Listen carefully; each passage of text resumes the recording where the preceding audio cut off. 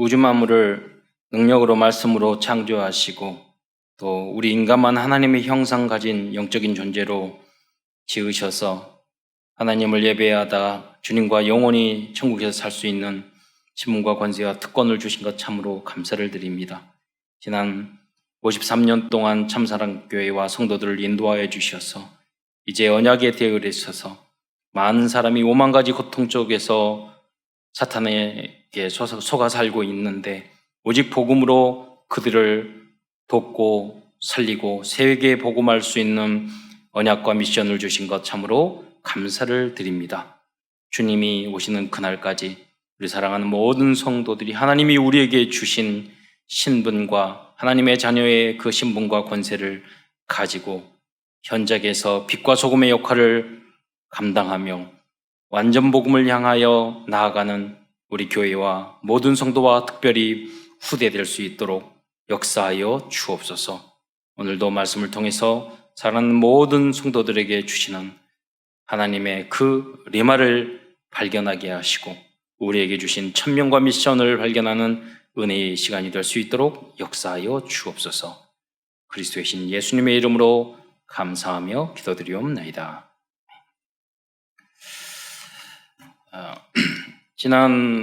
지금 코로나로 인해서 전 세계가 고통과 어려움을 당하고 있습니다. 한 번도 가보지 않는 그 길을 저희들이 가고 있어요. 저희들이 이렇게 영상으로 줌으로 인사합시다. 줌 참여하신 분들은 사명자예요. 또 유튜브 또 인터넷을 통해서 이렇게 하시는데 처음에는 모든 것들이 그런 것 같아요. 이게 처음에 우리가 출석 체크를 앱으로 합시다. 다 안 된대요. 지금은 아무도 묻지 않아요. 잘 하셔요. 제가 줌으로 지교회 다락방 합시다. 어렵대요. 아주머니들, 할머니들 어렵대요. 다 잘 하셔요. 그리고 그 안에서 또 응답을 누리시고 좋은 장점은 뭐냐면 우리가 현재 다락방 이제까지 쭉 했는데 남지 않잖아요. 근데 다락방 지교회 이렇게 하다 보니까 이게 작품으로 남는 거예요.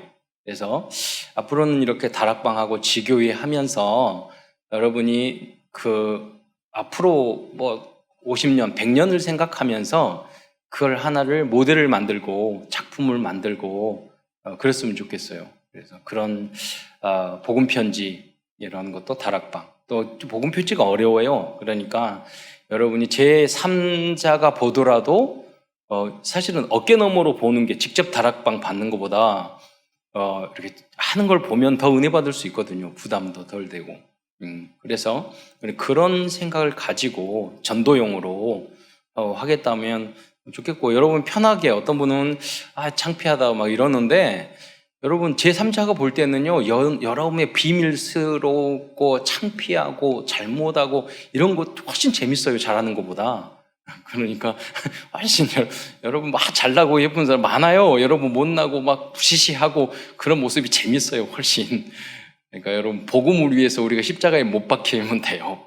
그래서 좀 지금은 너무 이제 거부하고 그러면은 공개를 못하고 전도인이나 교육자들만 보는데, 내가 봤을 때는 진짜 현장이다 이런 포럼을 또 봐야 되고, 또 근데 줌을 하다 보면은 처음에 소리 들려요? 안 들려요? 막 물어보면서 그러거든요. 그거 보면서 이렇게 다들 헤매는구나. 그럼 나도 할 수 있겠구나. 이제 이런 것들을 배울 수 있단 말이에요. 그래서 우리가 어떤 상황과 현장 속에서도 그걸로 복음으로, 전도로 유익한 부분으로 만들 수 있었으면 좋겠다. 그런 생각을 하게 됐어요. 결국은 어떤 환경과 조건, 초대교회도 그렇고 오늘 요한계시록에 나온 이 시대도 마찬가지였지만 그때 시대마다 많은 어려움이 있었거든요. 그런데 모든 그리스도인들은 그 현장, 그 어려운 현장에서 재창조의 능력으로 결국은 모든 것을 합력하여 선을 이루고 오히려 핍박과 어려움 속에서도 더 시간이 지나니까 더 폭발적으로 그 핍박이 부흥으로 바뀌었거든요. 그러니까 지금 이런 어려운 시대에도 기도하면서 이 상황에서 어떻게 우리가 부흥을 이룰 수 있을까? 그 질문을 많이 하거든요. 어떻게 전도와 세계복음을 할까? 그러다가 지난주에 제가 묵상을 하면서 깨달은 게 그거였어요. 아, 그렇구나. 제3자, 불신자 누가 봐도 오히려 은혜 받을 수 있는 그런 줌 다락방 영상으로 남길 수 있는 그 작품을 이 기회를 통해서 만들면 그러면 여러분 보고 은혜 받으면 보내주는 거예요. 이거 말씀을 다락방 하는 건데 한번 보고 너희 어쩐지 한번 봐라. 뭐 렘넌트들에도 예를 들어서 여러분이 직접 누구하고 다락방 하는 것보다도 우리 렘넌트들에게 우리 어린이부 렘넌트에게 이렇게 다락방 했고 중고등부 렘넌트 대학생이 했는데 이거 한번 봐. 보면 본인하고 직접 하지는 않았지만 그걸 보면서 더 은혜를 받을 수 있거든요. 그래서 여러분이 모든 특히 코로나 상황을 우리가 더 크게 응답받을 수 있는 그런 이 컨텐츠를 만들고 그런 승리할 수 있는 이 분위기가 어제도 산업성의 컨셉을 이야기했잖아요. 우리는 지금 느낌이나 컨셉이 뭐냐면 한국교회는 망한다, 힘들다, 예배 못 드린다 이런 컨셉이에요. 그게 아니라 하나님이 오히려 우리를 온전케 하시고 재도약할 수 있는 좋은 기회를 우리에게 또 정리시키는 기회를 주시는 것이다. 이런 마음의 컨셉을 또 바라보는 그의 시각을 이렇게 달리할 필요도 있다고 생각합니다. 지금 우리가 어렵다고 이야기를 하잖아요. 그리고 전 세계도 그렇습니다. 그러나 여러분 당연합니다. 어떻게 보면 오늘 이렇게 나눌 요한계시록을 보면은요, 이 땅에는 우리 열심히 살고 은혜롭게 살고 전도하며 살아야 되겠지만 희망이 없어요. 무슨 말이냐면 이 요한계시록에 보면 말세에 코로나와 비교할 수 없는 다양한 재앙이 일어날 것을 예언하고 있어요. 그는 과거에서도 그랬는데요. 말세 지말, 우리가 말세 보통 이야기를 할 때 전반기, 중반기, 하반기 이렇게 이야기할 수 있어. 말세가. 그래서 전반기는 2000년 창조부터 아브라함까지 그걸 전반기라고 볼 수 있어요. 성경의 역사, 인류 역사를 보면 중반기는 아브라함부터 예수님까지라고 볼 수 있어요. 하반기, 이거 어떻게 보면은 말세를 그 예수님이 때부터 지금까지를 우리가 말세 하반기라고 볼 수 있거든요. 그렇게 말을 따지면. 근데 지금 이 시대를 말세 지말이라고 그래요. 갈수록 엔트로피 법칙 더 안 좋아져요. 그죠? 지구고 쓰레기도 더 많아져요. 영적으로 더 많아져요. 그런데 여러분 청소하면 그 방은 깨끗하지만 여러분이 지금 지구 전체, 대한민국 전체 쓰레기가 증가하고 있는 거거든요. 여러분이 어느 위치에 있느냐가 중요한 거예요. 청소된 집에 있느냐, 아니면은 쓰레기장에 있느냐, 중요한 거죠. 어쨌든, 이 쓰레기의 부화, 부정적인 이런 것들의 양은 점점 좀 늘어나고 있단 말이에요. 지구가. 환경도. 지금 비도 그렇고, 이제 여러분 더위도 그렇고, 이 봄, 가을이 없어진 것 같아요. 사계절 이런 부분이 사만사원 이런 개념이 없어진 지가 오래됐어요. 작년엔 거의 눈이 안 왔어요. 너무 덥고 여름이요. 달라졌단 말이에요. 제가 과거에는 대구사가 유명했잖아요. 지금 대구사가 잘 납니까? 안 난단 말이에요. 저 충주 리조트에서 있는데 거기 사과밭이 많아요. 거기에 이제 사과 목사님도 지나가면서 나무에 달려 있는 거 사면서 내려서 이제 물어봤더니 이제 충주에서 많이 나네요. 근데 과거에 대구사가인데 안 나요. 안 난다고 그러시더라고요. 그러면서 시간이 좀 지나면 점점 북으로 올라간대요. 안 날 거라고 이렇게 말씀해요. 환경이 변화 온단 말이에요. 여러 가지. 이 코로나도 그 중에 우리 하나요. 만들었다 어쨌다 이렇게 이야기하지만은 어쨌든 사람이 더 나빠지든 환경이 나빠지든 질병이 일어나든 그렇게 그건 뭐냐면 성경에 그렇게 돼 있어요. 성경에. 그래서 언뜻 지난번에 그 생각이 들더라고요. 유명한 부자도 그러더라고요. 광을 샀다고 금을. 그 환경이 막 어려워지잖아요. 그러면 이 돈도, 주식도, 기업도 미래를 예측할 수가 없는 거예요. 그래서 사는 게 뭐냐면 안전자산. 그래가지고 금 사고 그런단 말이에요. 그래서 저도 개인적으로 제가 성도들이 금 사야 되나? 요한계시록을 보다 보니까 점점 상태가 안 좋아지잖아요. 이런 생각을 할 정도로. 그런다고 꼭 여러분 금 투자하지 마세요. 그냥 하나님을 나라를 바라보고 성령 인도 받으시면 돼. 참. 그래서 좀 21세기 이 직장 생활 이런 것도 정말 달라져요. 과거에는 직장 생활 가면 30년, 40년 평생 살아지면 이제는 그런 시대가 아니에요. 몇 년 확 바뀌어요. 사업도 그렇고.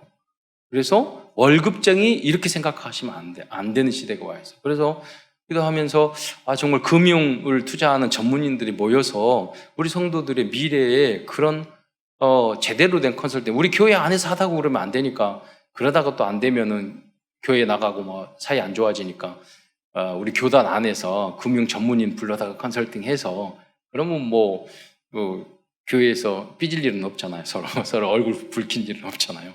이런 생각도 해보고 그랬다니까요. 예. 그래서 여러분 현장 안에서 어쨌든 여러분 성령 인도를 잘 받으시고, 우리가 정말 교회 안에서 하나가 되고 복음을 위해서 하나가 되면 모든 문제도 해결되고 모든 길도 열릴 것이라 믿습니다. 그래서 그 모든 사역에 여러분 주역이 되시기를 축원드립니다. 그러나 어떠한 여러분 알 것은 어려움이 있을지라도 하나님의 백성들은요 결국 승리할 것이고 천국에서 영원히 주님과 함께 행복하게 살 것입니다. 그러니까 이 땅에 있는 질병, 이런 어려움, 이런 거 너무 어렵게 생각하고 마음 거기 두지 마세요. 그런다고 해서 여러분이 대충 사라는 말은 절대 아니에요. 그렇잖아요? 알고 있어야 돼요. 이 땅은 당연히 고통 와요. 당연히 문제 와요. 당연히 질병 와요. 당연히 죽음 와요. 당연히 어려움 와요. 그런데 우리는 그 속에 빠지면 절대 안 돼요. 믿음 안에 있는 모든 믿음의 선진들은 다 그랬어요. 오직 그리스도 한 분만으로 만족했고 그 문제가 아니었어요. 왜? 우리는 하나님의 절대 주권을 믿고 있기 때문입니다. 그래서 누려야 됩니다. 거기서 하나님의 뜻을 발견하면은요, 어마어마한 숨겨진 빛의 경제, 숨겨진 축복, 그걸 발견한다니까요. 그래서 우리는 천국 소망을 바라보지만 단 여러분 우리가 가져야 될 복음적인 자세는 뭐냐? 내일 지구가 멸망하니까 다미성교회처럼 직장생활도 안 하고 다 하고 신천지처럼 그러라는 거 아니에요. 성경에 나왔잖아요. 같이 주님이 내려오는데 밭에서 일을 하다가 두 차례 밭을 갈다가 일을 하다가 주님 만나잖아요. 그래서 내일 지구가 멸망하더라도 오늘 나와 우리 교회에 주어진 절대 미션을 실현하기 위해서 여러분 먼저 감사해야 돼요. 감사하고 누려야 돼요. 복음으로 누려지는 거지 맛있는 거 먹는다고 누려지는 거 아니에요. 먹고 나서 살찔까 바로 후회해요. 그리고 죽도록 충성을 다하면 되는 것이에요. 하나님이 주신 다른 이유를 가지고 세상적인 이유, 나를 위해서, 내 잘 먹고 잘 살기 위해서, 그래서 충성하는 게 아니에요. 오늘 새벽에 이렇게 오는데 우리 편의점 앞에 계시는 분이 있고 사모님이 계시는데 굉장히 부지런하게 일을 해요. 그리고 주인은 뭐 어떤 이야기를 하더니 갑자기 그게 복음이죠 이렇게 이야기하시는 거예요. 그래서 저분이 전혀 크리스천이 아닌데 복음이라는 어떻게 전문 용어를 아세요? 엄청 성실하게 해서 오늘 아침에 그러면서 어떤 이야기하는 게 목사님 오늘도 어떻게 예배 드리세요? 막 그러면서 되게 걱정하고 그래서 오늘은 50명 드린다고 그랬더니 그래도 오늘 힘드시겠네요. 뭐 아니 그러지 않아요. 뭐 이렇게 이야기했거든요.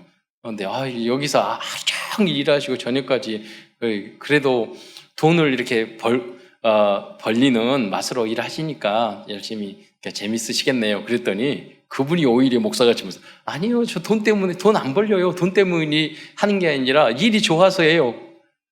그러시더라고요. 그게 맞잖아요. 불신자도. 불신자도 그게 맞거든요. 돈을 위해서? 성공을 위해서? 그게 아니잖아요. 그 일 자체가 나에게 주어진 그 일이 너무 행복. 나머지 거는 따라오는 거잖아요. 여러분 그 책에서 그 말이 있어요. 사람이 주업을 잘하라고. 자기에게 주어진 주업이 있어요. 한두 가지, 세 가지가 있어요. 근데 대부분 보면요. 주업은 신경 안 쓰고 딴 짓을 해요. 있잖아요. 많이 할 필요가 없다니까요. 제대로 해야 될 게 여러분 어느 책에 보면요. 5가지 이상 모자를 쓰지 말라고 그랬어요. 근데 그게 무슨 말이냐면 여러분이 꼭 해야 될 5가지 모자가 있다는 거예요. 직장에서, 가정에서, 교회에서. 그게 있다니까요. 그런데 써야 될 그거 5가지 시간이나 물질이나 그 정성을 안 들이고 딴짓을 해요. 자꾸. 주로. 교회 안에서도 마찬가지고 하나님 일도 마찬가지고 영적으로도 마찬가지고 먼저 해야 될 것이 있어요. 성공해야 될 것. 그것이 여러분 강단 메시지의 제자가 되는 거예요. 여러분 영적으로 쓰는 거예요. 그리고 여러분 직장, 학생들은 학업에 가장 해야 될 시간이 걸리더라도 집중해서 그것을 해야 돼요. 그러면요. 그 한 가지를 주어질 것을 열심히 잘하면 자동으로 다 연결돼요. 다 빠져요. 그래서 그런 거를 해야 된다니까요. 그게 천명, 소명, 사명이에요. 그 주어진 일을 대충 하면 절대로 응답받을 수 없어요. 우리가 내일 망하더라도 핑계, 이유 다 있지만 오늘 하나님이 우리에게 주어진 그 일에 집중하면 모든 문이 열린다니까요. 여러분 전쟁이 일어나도 열심히 일하는 사람은 적군이 데려다 써요. 반대로 그러잖아요. 로마 시대도 그랬잖아요. 능력 있는 사람. 바벨론 시대도 그랬잖아요. 오히려 도와준다니까요. 어떤 위기에서 전쟁이 일어났는데 여러분 대기업 전쟁이 일어날 때 당연히 해야 될 것을 찾으니까 오히려 전쟁이 일어날 때 돈을 다 부자들이 났어요. 어떤 분들은 굶어 죽고 다 망하는데 어떤 똑같은 환경 속에서도 부자 된다니까요. 왜? 당연한 거.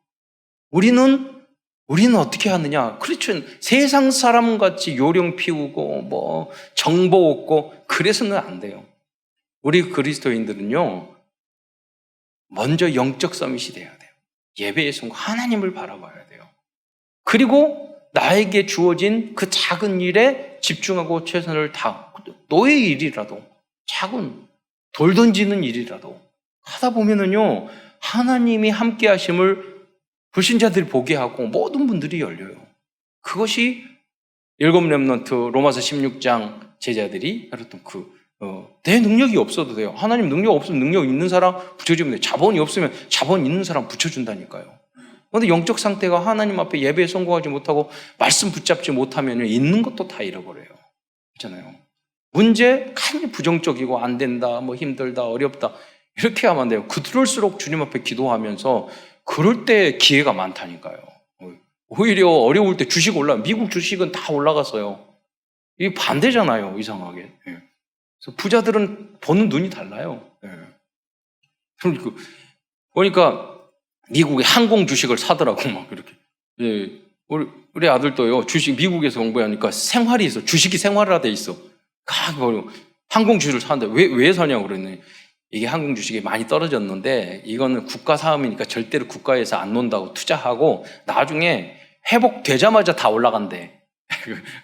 이게 치료되자마자. 반대로 한다니까요, 항상.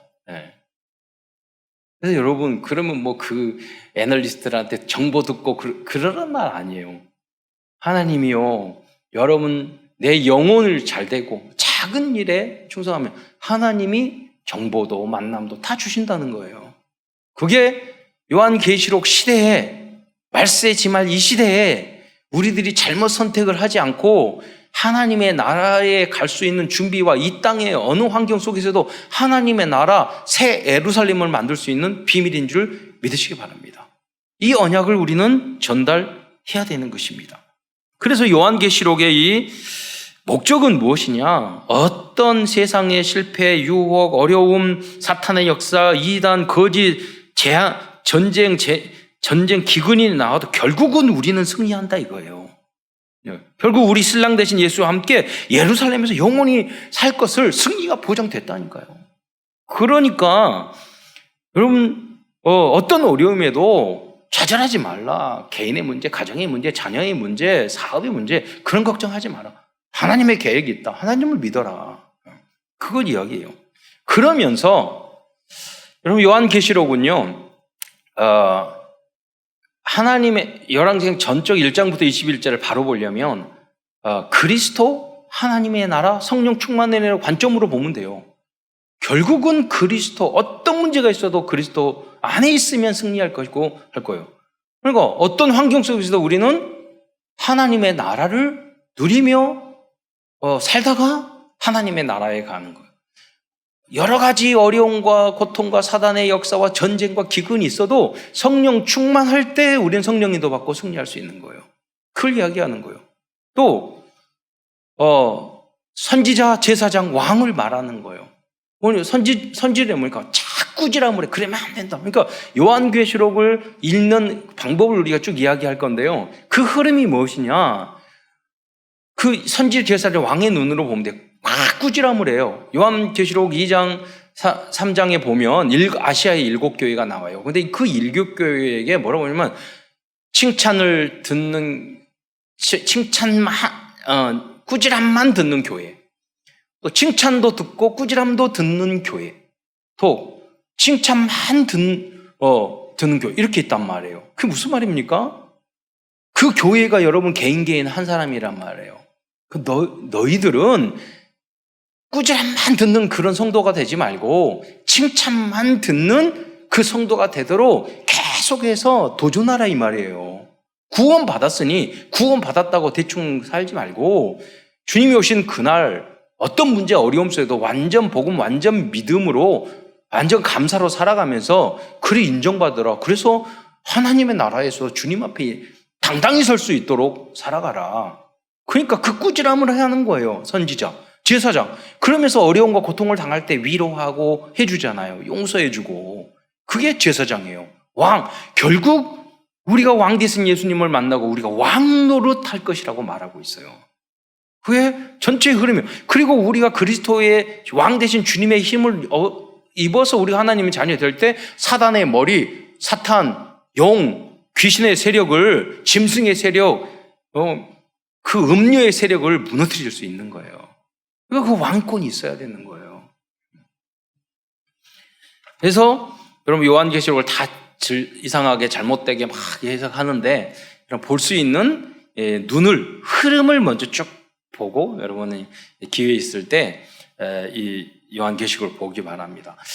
여러분이 요한계시록만 결국도 이야기했지만 요한계시록을 이해하면요 다 이해한 거예요.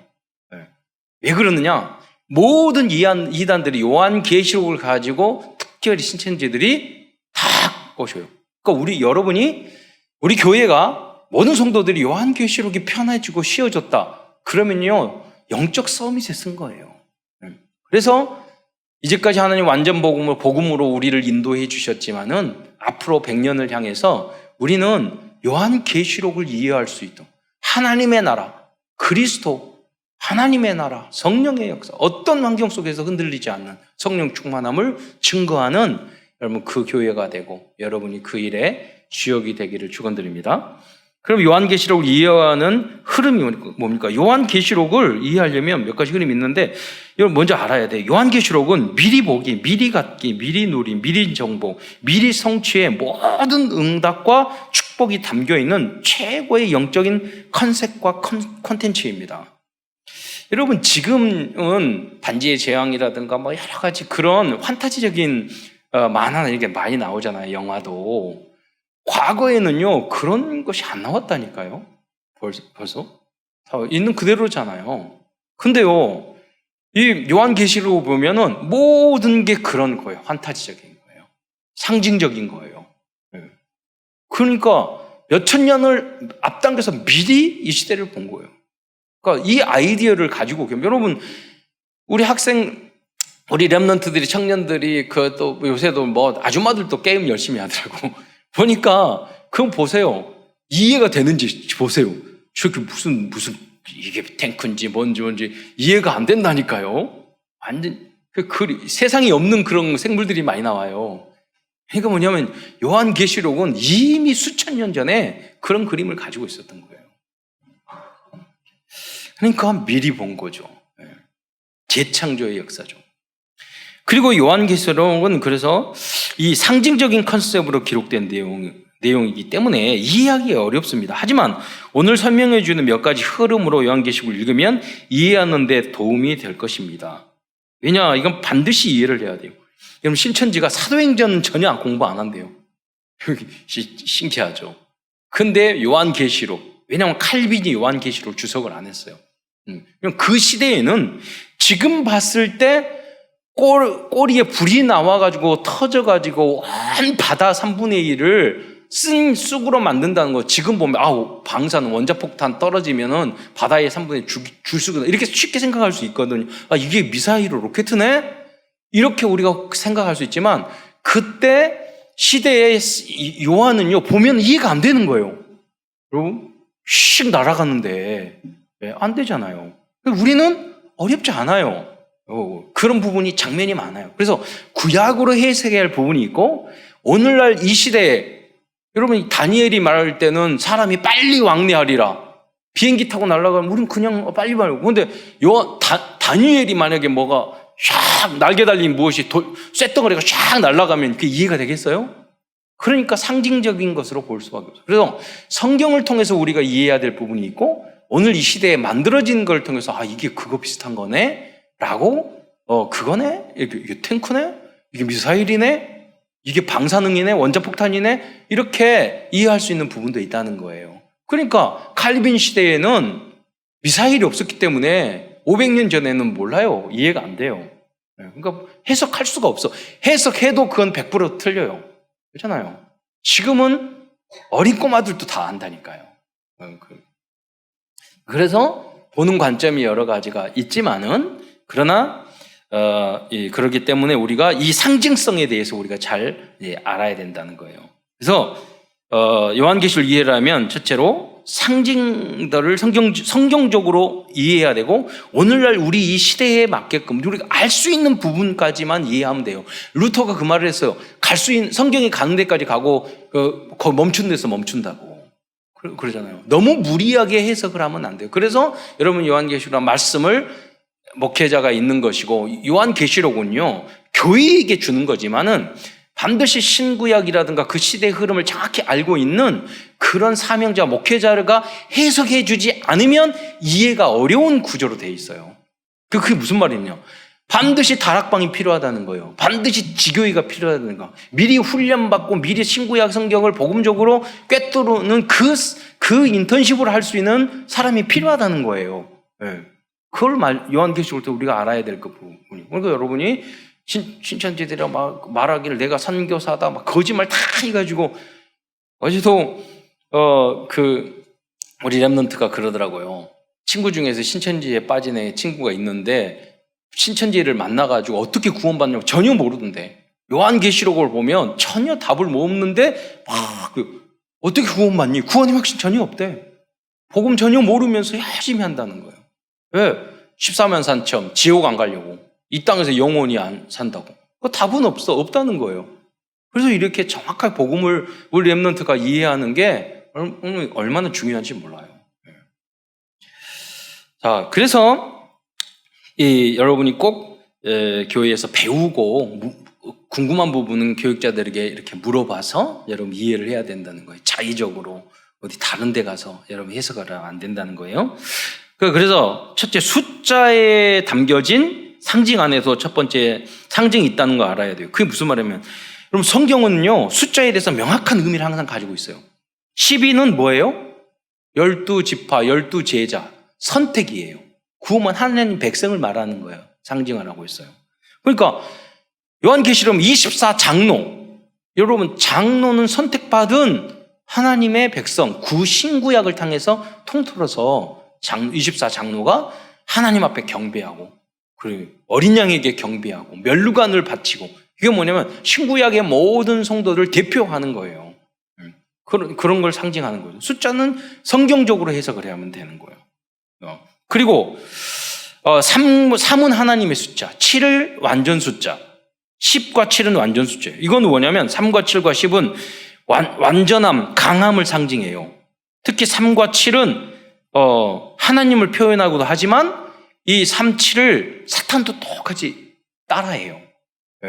용, 짐승 뭐 이렇게 해가지고요 삼위일체 비슷하게 만들어요. 부활도 하고 그래요. 사탄과 세상을 그러나 이 3과 7이 사탄과 세상을 상징할 때에는 강한 것, 능력이 많은 것을 의미를 해요. 그리고 특히 이 6은 사탄과 인간의 숫자예요. 그래서 여러분 알듯이 3번 반복되잖아요. 666. 이거 뭐냐, 강한 사탄과 인간의 힘을 의미하는 거예요. 666 세잖아요. 세계는 3이잖아요. 그러니까 하나님을 적용할 때 3은 하나님이지만 사단이 적그리스도, 하나님을 따라한단 말이에요. 흉내낸단 말이에요. 그게 부족해. 666. 그래서 이거는 666이라는 것을 경제와 권력을 상징하는 거예요. 예수님 앞에도 사탄이 와서 나한테 무릎을 꿇어라 그러면 내가 모든 걸 주겠다 말을 했잖아요. 사단도 지금 그렇게 하고 있어요. 세상의 모든 IT, 경제, 건축 다 내 앞에 무릎 꿇어. 내가 너한테 줄게. 그러니까 이걸 할 때는 거짓의 합이 모두 사기쳐요. 왜? 사단의 방법이 거짓말이에요. 사기예요. 그러니까 거짓에 무릎을 꿇어야 돼요. 그래야 여러분 돈 생겨요. 세상에서. 그러니까 그리스도인들은 하나님의 완전 복음으로 들어가지 않으면 우리들이 마귀의 방법, 세상적인 방법을 쓸 수밖에 없다는 거예요. 무릎을 꿇을 수밖에 없어. 그래서 온전한 믿음 속으로, 완전 복음 속으로 들어가야 되는 거예요. 그러면 아무리 그 사람들이 그렇게 하더라도 그 속에서 빛나요. 그래서 빛의 경제를 우리가 얻게 돼요. 바보같이 손해보는 것 같은데 진짜 축복을 받게 되는 거예요. 그렇게 해야 돼요.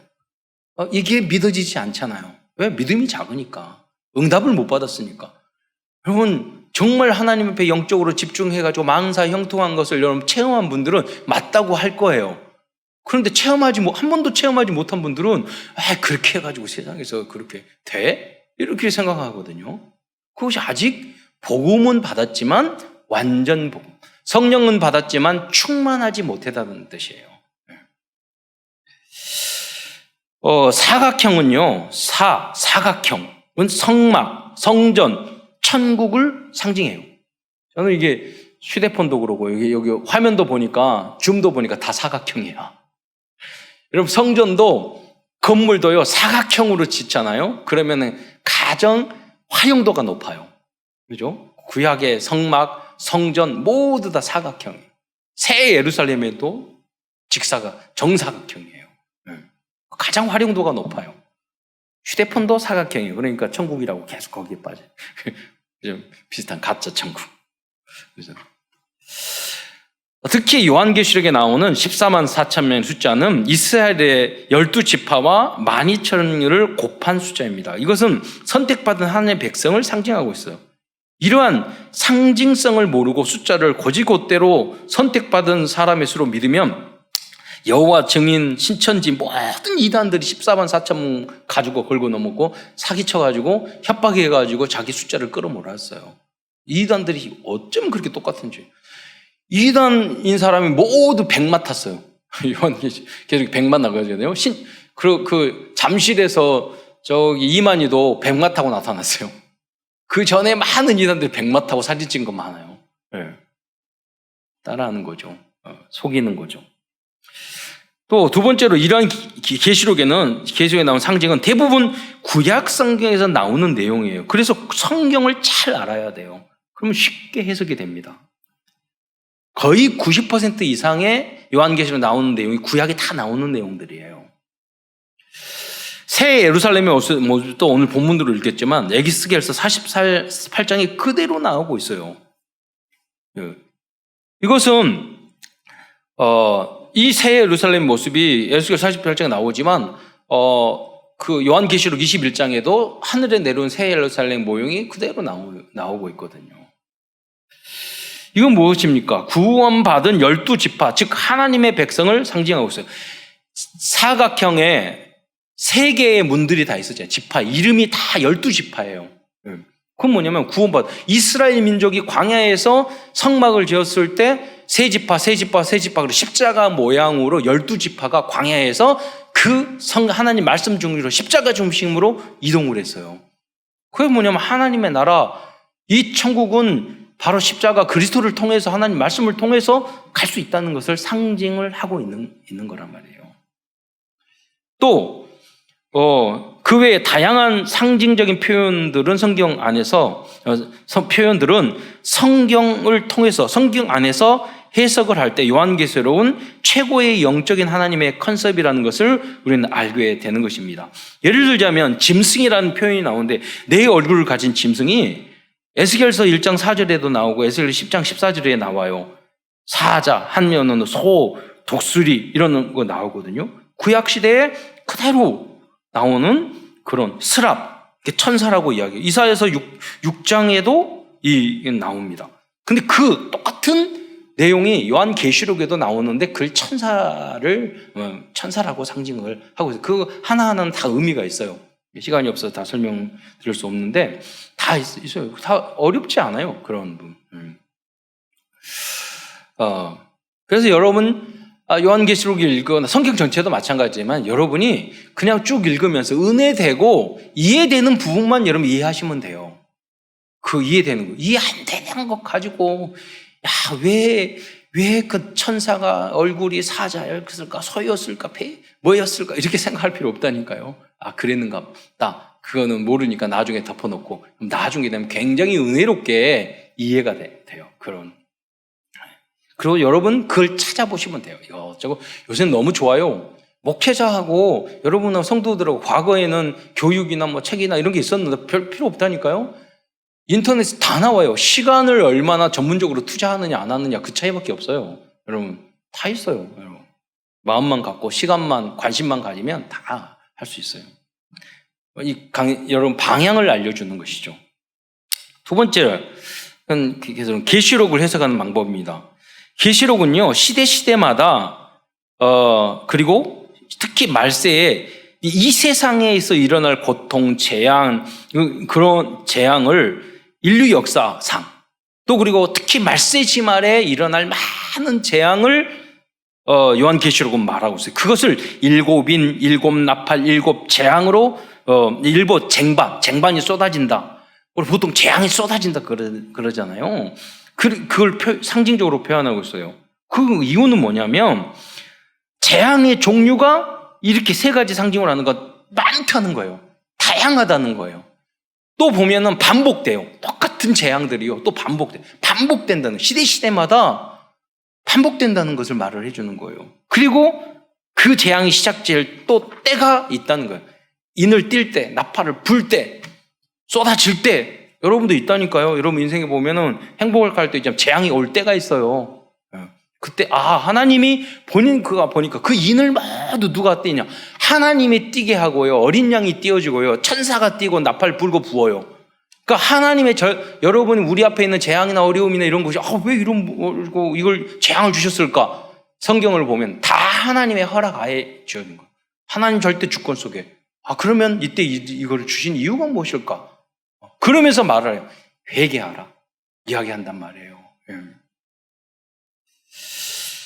계시록 6장에 보면 인재앙에 대해서 나와요. 그래서 먼저 인재앙, 나팔재앙을 잠깐 이야기하다 보면 설명드리자면요. 첫째, 6장에 보면 인을 첫째 이들 뗄 때 흰말이 나오는데 그 말을 탄 사람이 6장 2절에 보면 활을 가졌고 라고 기억해요. 이런 그때 당시에 활은 뭐예요? 전쟁을 의미하잖아요. 그러니까 활을 가졌고 라고 이거 있어요. 또 6장 2절에 보면 또 이기고 또 이기게 하라 하더라. 그러니까 서로 전쟁이 일어나면 이기려고 하잖아요. 그거 어렵지 않아요. 말 타고 활 쏘면 전쟁이에요. 그걸 갑자기 흰말은 왜 흰가? 활은 무엇인가? 이렇게 생각할 게 없고 그냥 전쟁이에요. 쉽게 생각하시면 돼. 둘째, 인을 뗄 때 붉은 말이 등장하는데 6장 4절에 보면 화평을 제하여 버리고 큰 칼을 가졌더라.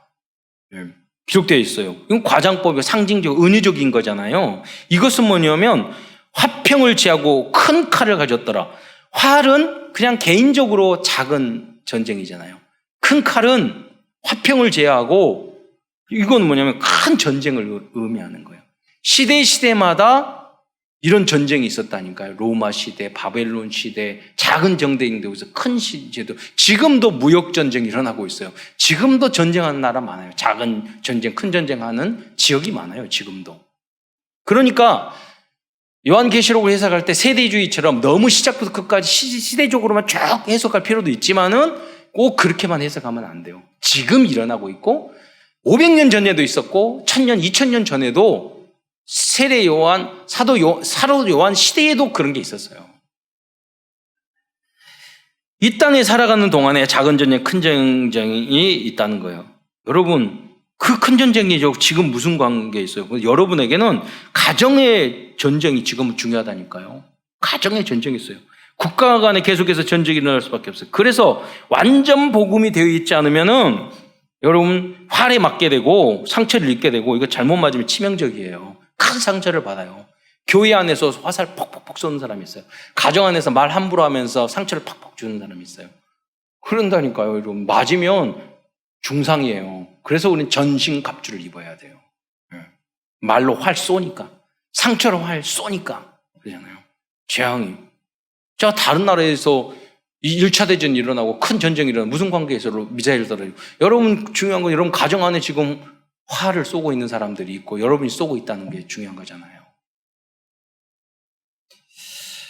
세 번째 일을 뗄 때 검은 말이 나옵니다. 6장 6절에 보면 한 데나리오에 밀 한 대요라고 기록되어 있어요. 이건 기근과 경제적인 어려움을 의미합니다.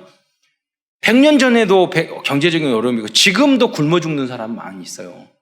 이 땅은 그렇습니다. 경제적으로 어렵고 굶어 죽고 영양실조 있고 병에 죽고 지금도 있다니까요. 1000년 전에도 있었고 이 땅은 그런 거예요. 네 번째는 청황색 말입니다. 6장 8절에 보면 이 탄자의 이름은 사망이니 그 중간에 보면 또 검과 흉년과 사망이라고 기록되어 있어요. 반복적으로 이야기해 있잖아요. 이건 큰 전쟁과 살육을 의미해요. 다섯째 인을 뗄 때는 많은 순교자들이 기도하는 장면이에요. 많은 순교자들이 일어날 수 있다는 거예요. 여섯째 인을 뗄 때 6장 12절부터 14절 내용은 하늘과 땅에 엄청난 자연재해가 일어날 것을 말씀하고 있어요. 이것은 코로나19와 상대가 되지 않는 환경적인 재앙이 될 것이라는 것을 우리가 알 수 있습니다. 그래서 제가 전자에 그 말씀을 드렸던 거예요. 6장 12절부터 보면은요, 중간중간에 제가 길이니까 그 핵심적인 내용만 말씀드리자면요, 거기에 큰 지진이 나며 그랬어요. 또 해가 검어지고 그랬어요. 여러분, 해가 검어지면은요, 코로나하고 상대가 안 돼요. 모든 환경이 파괴돼요. 어떤 뒤에 보면 3분의 1이 검어진다고 그랬어요. 달은 온통 피같이 되며 그랬어요. 달이 붉어지면 달이 붉어지는 것보다는 우리 환경적인 지구상의 대기권에 무엇인가가 문제가 오염이 되고 그런 문제가 생기면 달이 그렇게 보일 수 있다는 거예요. 대기 환경적인 어떤 문제가 생기면 달 자체가 붉어지는 것도 있지만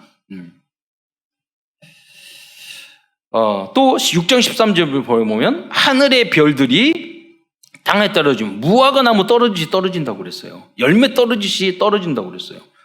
하늘의 별이 막 흔들려 보세요. 떨어져 보세요. 이거는 하늘의 대재앙이죠. 또 하늘은 두루마리가 말리는 것 같이 될 것 같고 이게 무슨 말인가 해석을 했더니 두루마리. 어떤 분이 해석을 했어요. 여러분 우리가 지구가 23.5도? 이렇게 해가지고 기울어져 돌잖아요. 축이 있어서 도는데 이 축을 이쪽으로 봤을 때 이게 잘못 돌아가 보세요. 그러면은 지구 전체가 문제가 오는 거예요. 그러니까 축이 이쪽으로 봤을 때 이 축이 흔들린다는 거예요. 그거를 천체학자가 이 성경을 그렇게 해석을 했다요. 그러니까 산과 섬이 제자리에 옮겨지고 이 두 가지 말이 연결이 되는 거예요. 그게 흔들려 버리면 그런 어떤 지구가 지금 잘 돌고 있지만 정말 재앙이 오면 그런 재앙이 우리에게 올 수 있는 시대가 온다는 거예요. 계시록 8장 9절에 보면 나팔이 재앙이 등장하고 있어요. 계시록 8장 7절에 첫째 천사가 나팔을 불미 피 섞인 우박, 불이 나와서 땅에 쏟아짐에 땅의 3분의 1이 타버리고, 어떤 불이 3분의 1을 태워버리겠어요? 여러분, 지금 러시아가 10,000개가 넘는 그 핵폭탄이 있어요. 미국도 마찬가지고. 중국은 계속 만들고 있어요. 앞으로 우리 한국도 만들 거예요. 북한은 만들었고 그럴 거예요. 계속 망할 수밖에 없는 그걸 하고 있다니까요. 예. 수목의 3분의 1도 타버리고 각종 푸른 풀도 버렸더라. 이게 화재도 있는데 좀 호주나 뭐 미국에 보면 몇 개월 동안 불이 타거든요. 거기에 있는 분들에게 이걸 읽어보면 와, 이 재앙이네, 요한계시록의 성취네, 이렇게 말할 거예요. 그 정도가 아니라니까요. 3분의 1이 다 탄다고 그랬어요. 이 땅에 너무 소망 두지 마시고 포기도 하지 마시고, 그래서 주님과 함께 살아가는 게 중요한 겁니다. 요한계시록 8장 8절, 둘째 천사의 나팔을 부니 불 붙는 산과 같은 것이 바다에 던져짐에, 이게 뭐냐면 위성도 떨어져, 불 붙은 산이 떨어져 바다에 떨어져. 바다의 3분의 1이 피가 되고, 8장 9절에 바다 가운데 생명 가진 피조물들의 3분의 1이 죽고 배들의 3분의 1이 깨진다. 이런 일이 있다니까요. 배들의 3분의 1이. 우리 한국이 세계에서 배 가장 많이 만들잖아요. 몇백 미터 되는 배들이 다 깨진다는 거예요. 쓰나미, 일본 쓰나미 그게 문제가 아니에요. 그걸 예언을 하고 있어요. 아직 안 왔잖아요. 인류 역사관 이런 일이 없었잖아요. 없었다는 것은 앞으로 올 수 있다는 걸 말해주는 거잖아요. 이 땅에 너무 희망을 갖지 마세요. 하나님의 나라 소망, 전도 복음에 한 번에 다 이렇게 큰 배들도, 몇 조 원짜리 배들도 그걸 다 깨져버리는데 어떡할 거예요? 한순간에 망하는 거죠. 마실 물의 3분의 1이 오염된 태양이 임할 것을 예언하고 있습니다. 계시록 2장 10절에 보면 셋째 천사가 나팔을 부으니 횃불같이 타는 큰 별이 하늘에서 떨어져, 이게 원자폭탄 미사일을 상징하지 않아요. 횃불같이 큰 별이 떨어진다. 이게 요한이 그걸 보고요, 표현할 수 있는 방법은 이거밖에 없었어요. 그렇잖아요. 우리는 미사일을 생각할 수도 있잖아요. 떨어지면 강의 3분의 1과 여러 물샘이 물샘에 떨어지니 이 별은 쓴 쑥이라 그랬어요. 위성이 떨어진다고 물이 써지지는 않거든요. 그러니까 방사능 같은 것들을 우리가 생각할 수 있어요. 3분의 1을 쓴 쑥이 되매 그 물이 쓴 물이 되므로 많은 사람이 죽었더라. 이게 남겨진 우리의 재앙이라니까요.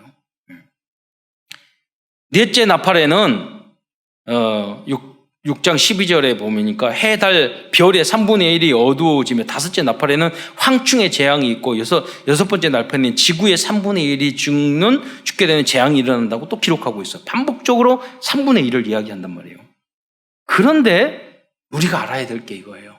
우리가 복음을 알아야 될 게 이거예요. 어떤 것이냐면요, 6장 20절 21절을 보면요, 이 어마어마한 재앙이 있음에도 그들은 회개하지 않았다고 기록되고 있어요. 복음과 하나님의 역사 절대 주권을, 은혜를 받지 못하면 막 재앙이었고 어려움이 오더라도 회개 안 한다니까요. 주님 앞에 돌아오지 않는다니까요. 그 내용을 우리 한번 함께 읽어보시기 바랍니다. 계시록 20장 9장 20절로 21절을 한번 보겠습니다. 이 재앙에 죽지 않고 남은 사람들은 손으로 행한 일을 회개하지 아니하고 오히려 여러 귀신과 또는 보거나 듣거나 다니거나 하지 못하는 금, 은, 동과 목석의 우상에게 절하고 또 그 살인과 복술과 음행과 도둑질을 회개하지 아니하더라. 왜냐하면 복음을 안 들어서 그래요. 그렇잖아요. 모르니까. 그래서 여러분이 알려줘야 돼요. 왜 이 재앙이 왔으면 이렇게 하면 안 된다는 이유를. 이럴 때 코로나 재앙이 왔을 때 우리는 어떻게 해야 된다는 걸 알려줘야 되는 거예요. 또 15장부터 17장에 7 대접의 재앙이 기록되어 있습니다. 곧 비슷한 내용이 반복되어지기 때문에 한번 읽어보시기 바랍니다. 세 번째, 계시록을 바르게 이해하려면요, 하나님을 믿는 사람들이 당할 고난과 핍박에 대해서 기록되어 있다는 것을, 그 내용을 여러분 흐름을 보셔야 됩니다. 계시록 12장 13절에 보면 용이 자기의 땅으로 쫓겨낸 것을 보고 내쫓긴 것을 보고 남자를 낳은 여자가 뭐냐면 유대인과 초대교회, 이 남자는 그리스도인데 박해하는지라. 지금 무슨 말입니까? 이 사탄이거든요. 자기가 땅으로 내어쫓고, 창세기 3자 사건 아닙니까? 그래서 이 사탄은 남자를 낳은 여자, 교회, 유대인 초대교회를요, 수백 년 동안 지금까지 계속 핍박하고 있다는 거예요. 요한계시록 12장 7절에 보면은 하나님의 계명을, 이 용이 여자에게 분노하여 돌아가서 그 여자의 남은 자손, 이 남은 자손이 누굽니까? 곧 하나님의 계명을 지키며 예수의 증거를 가진 자와 더불어 싸우려고 바다 모래 위에 서 있더라. 폼을 잡고 있는 거죠. 그리고 그 폼만 잡은 게 아니라 그런 핍박을 가해왔고 또 우리에게 가하게 될 겁니다. 이렇게 기독교 역사를 보면 신앙 때문에 교회와 성도가 큰 핍박을 당할 때가 많았습니다. 지금도 개인적으로, 시대적으로, 지역적으로 이런 핍박을 받고 있는 분들도 있죠. 그러니까 계시록 20장 4절에 보면은요, 하나님의 말씀 때문에 목배임을 당한 자들이라고 기록되어 있어요. 제가 무슬림 국가도 지금 이런 일이 있어요. 제가 말레이시아 갔는데 한 사명자가 있었어요. 그 목사님, 인도네시아 목사님의 아들이래요. 근데 무슨 말을 하냐면, 본인의 아버지가 기독교 목사였는데 인도네시아는 또 그 회교도가 많잖아요. 어느 날 그 마을의 사람들이 강가로 나오라고 그랬대요. 나갔는데 거기에 있는 무슬림들이 모여서 그 자리에서 목을 잘라버렸대요. 그리고 달아났대요. 지금도 그 일이 있다니까. 그런데 본인은 그 믿음을 지키고 내가 이 복음 갖고 다시 가서 복음 전거할, 아버지 못한 선교할 거라고 그 말을 하더라고요. 우리는 편하게 신앙생활 하지만 지금도 그렇게 하고 있다. 목배임을 당한 사람이 있어요. 우리 선교사 한 분도 가서 선교여행 가서 목배임을 당했잖아요. 과거와 미래인만이 아니에요. 지금도 그래요. 과거에도 지금도 미래에도 이 땅에서는 있어 왔고 있을 수밖에 없다는 거예요. 그리고 요한계시록은 네 번째로 어떤 어려움 속에서도 그리스도인들이 지켜야 할, 그럼에도 불구하고 자세에 대해서 말하고 있어요. 즉 완전 복음과 전도자의 삶을 향해 이 말세의 지말에 더욱더 도전하라는 거예요. 흔들리지 말라는 거예요. 그래서 계시록 2장 10절에 죽도록 충성하라고 말씀하고 있어요. 계시록 3장 11절에 내가 가진 것을 굳게 잡으라고 말씀하고 있어요. 이 굳게 잡을 것이 오직 예수와 복음 아니겠습니까? 또 요한계시록 3장 20절에 승리하는 방법이 뭡니까? 그리스도를 마음에 영접하고 주님과 함께 살라고 말씀하고 있어요. 이게 승리의 방법인 줄 믿으시기 바랍니다. 그러나 요한계시록 22장 21절에 보면은요, 결국 나되는 것은 하나님의 은혜라는 것을 말씀해 주시는 거예요. 이 내용에 보면 뭐냐면 요한계시록 22장 11절에 불의를 행하는 자는 그대로 불의를 행하고 더러운 자는 그대로 더럽고 의로운 자는 그대로 의를 행하고 거룩한 자는 그렇게 거룩하리라. 요한계시록 22장이 마지막이에요. 그러니까 나된 거고 우리가 예수를 믿고 이 복음을 지키는 것은 하나님이 여러분을 선택하고 붙잡아 주셨기 때문에 이 언약의 길을 갈 수 있는 줄 믿으시기 바랍니다. 그러면 이렇게 예비된 전도는 어떻게 합니까? 이렇게 예비된 사람이 있다니까요. 그런다고 그래서 믿을 사람 믿었고 말할 사람 말아, 이렇게 하면 자세는 틀린 거고요. 하나님, 주님이 지켜주시기로 예비된 이 어려움 속에서도 예비된 그 제자가 누굽니까? 그래서 우리가 조심스럽게 찾아야 되는 거예요. 다섯 번째, 다음은 요한계시록 이해하는 그 흐름입니다. 사탄과 그 졸개들의 최후의 운명에 대해서 말씀하고 있어요. 요한계시록 20장 10절을 한번 읽어보시기 바랍니다. 또 그들을 미혹하는 마귀가 불과 유황못에 던져지니 거기는 그 짐승과 거짓 선지자도 있어 세세토록 밤낮 괴로움을 받으리라. 네. 결국은 마귀는요, 지옥에 들어가게 된다는 거예요. 그럼 걱정할 필요 없어요. 여섯 번째로 요한계시록은 어린 양 예수의 신부가 된 그리스도인들이 최후에 받을 응답에 대해서 말씀하고 있어요. 요한계시록 20장 4절 하반절에 보면 믿음을 지킨 성도들은 그리스도와 더불어 1000년 동안 왕노로 탈 것이라고 말씀하고 있어요. 하나님의 자들은 결국 새 예루살렘에 들어가서 축복을 받게 됩니다. 그것은 사망도 없고 슬픔도 없고 아픈 것도 없는 곳이라고 요한계시록 오늘 본문으로 읽었던 21장 4절에 나오게 돼 있어요. 그러니까 염려 걱정할 필요 없어요. 여기만 이 하나님 나라 천국만 바라보면서 오늘 이 현장에서 승리하면 되는 거예요. 마지막 7번째로 계시록은 우리를 사탄과 세상에서 구원해 줄 그리스도의 모습에 대해서 성경 중에서 가장 다양하고 구체적으로 설명하고 있습니다. 그래서 이번 주에 여러분 요한계시록을 읽으면서 어떻게 예수 그리스도를 요한계시록에서 표현해 그것만 줄 그어서 한번 읽어보세요. 그러면 굉장히 은혜로운 적이 되고 쉽게 이해가 될 겁니다.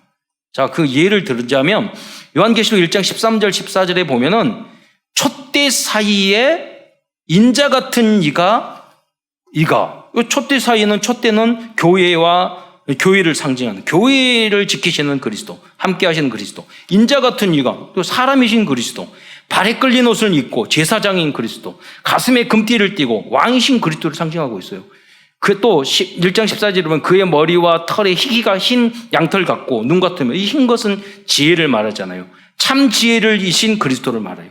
그의 눈은 불꽃 같고 모든 것을 보고 알고 계시는 그리스도를 상징해요. 그러니까 우리가 그리스도를 요한계시록을 보면 그리스도를 더 풍성하고 깊게 이해할 수 있다는 겁니다. 또 요한계시록 19장 13절의 말씀을 보면은요, 마지막으로 또 그가 피 뿌린 옷을 입었는데, 여러분 피 뿌린 옷을 입은 분 누구예요? 그리스도 아니에요. 그 이름은 하나님의 말씀이라 칭하더라. 예수님이 하나님 말씀이잖아요.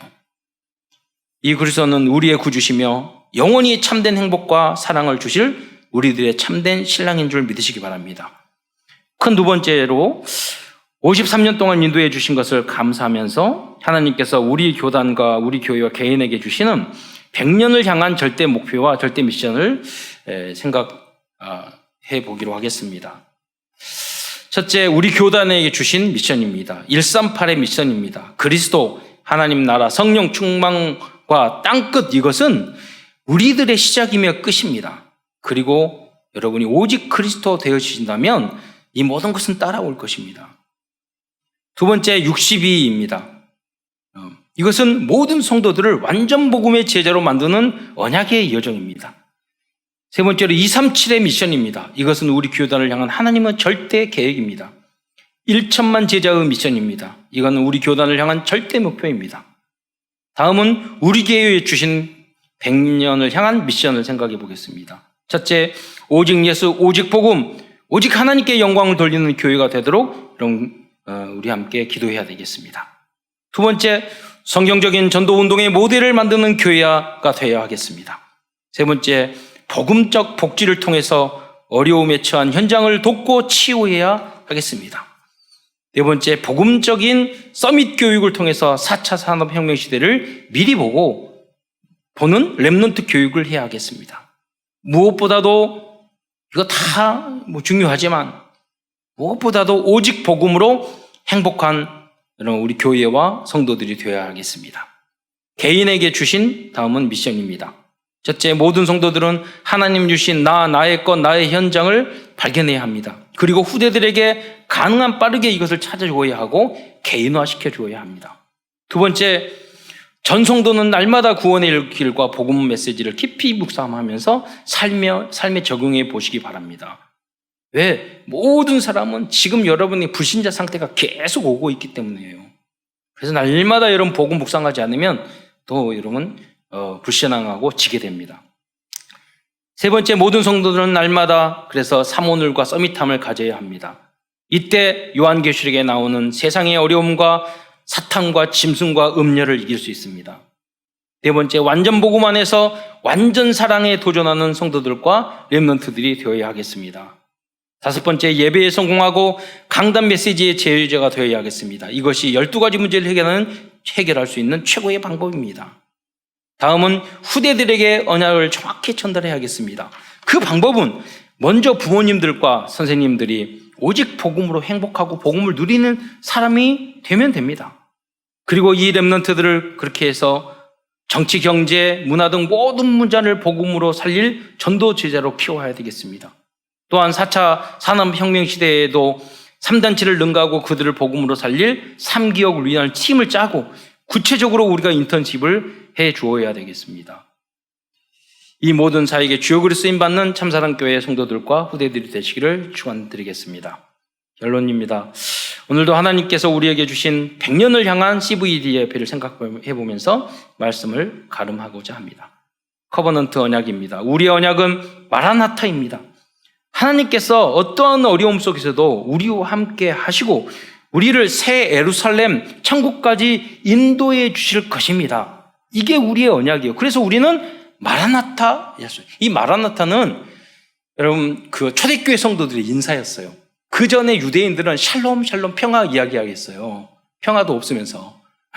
근데 마라나타는 아멘 주 예수의 옷이없었어. 언제 와도 좋다. 기다리는 거예요. 여러분 완전 복음이 됐을 때 주님 뭐라고 그러죠? 완성들 그러잖아요. 조금만 더 천천히 오세요. 이 땅에 더 살게 해요. 나 자신 없어요. 이런 성도들 많잖아요. 초대교회는 안 그랬어요. 아멘 주 마라나타 인사를 날마다 했어요. 비전입니다. 우리의 비전은 237 나라와 모든 족속의 현장의 완전 복음으로 요한생 계시록을 이해하는 교회를 세우는 것입니다. 요한 계시록이 이해되면 성경 66권과 완전 복음을 모두 이해하는 것이 되기 때문입니다. 드림 꿈입니다. 아무도 없는 노바디의 현장을 위해 모든 것을 살리는 에브리바디의 언약을 붙잡고 가장 시급하고 중요한 단 한 가지를 24시간 집중해 보시기 바랍니다. 여러분의 중요한 역할들이 있잖아요. 모자 5개 쓰라고 그랬잖아요. 그거. 포기하시면 안 돼요. 당연히 여러분 해야 될 역할이 있어요. 어떤 분들은 하나만 쓰고 2개만 쓰고 하나도 제대로 안 쓰고 삐딱하게 쓰고 다른 모자 쓰고 다니고 그런 분들 있잖아요. 주업에 여러분 집중하셔야 돼요. 주 역할에. 그게 복음이에요. 이미지입니다. 100년 후의 모습이 생생하게 보일 정도로 우리는 하나님의 자녀를 형상을 가졌으니까 그 하나님 형상 가져서 모든 게 우리가 생생하게 볼 수 있어요. 그래서 그 미래까지도 생생하게 보일 수 있을 정도로 여러분이 집중하고 묵상하며 구체적인 계획을 세워보시기 바랍니다. 왜? 세계복음을 해야 되니까. 프랙티스 실천입니다. 사도 요한이 밤모섬에서 세계복음화를 위한 작품을 남긴 것처럼 여러분들도 주님이 오시는 그날까지 하나님 나라를 위한 작품을 남기시기를 축원드리겠습니다. 기도하겠습니다. 사랑해 주님 감사합니다. 어려운 시기, 불편한 시기에도 우리에게 믿음을 주시고 하나님을 사모하고 예배를 사모하고 복음을 우리가 부족하지만 복음을 증거할 수 하고자 하는 마음을 주신 것 참으로 감사를 드립니다.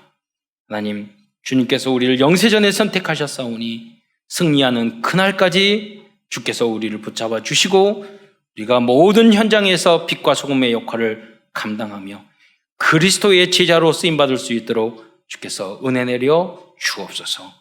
감사를 드리며 그리스도의 신 예수님의 이름으로 기도드리옵나이다.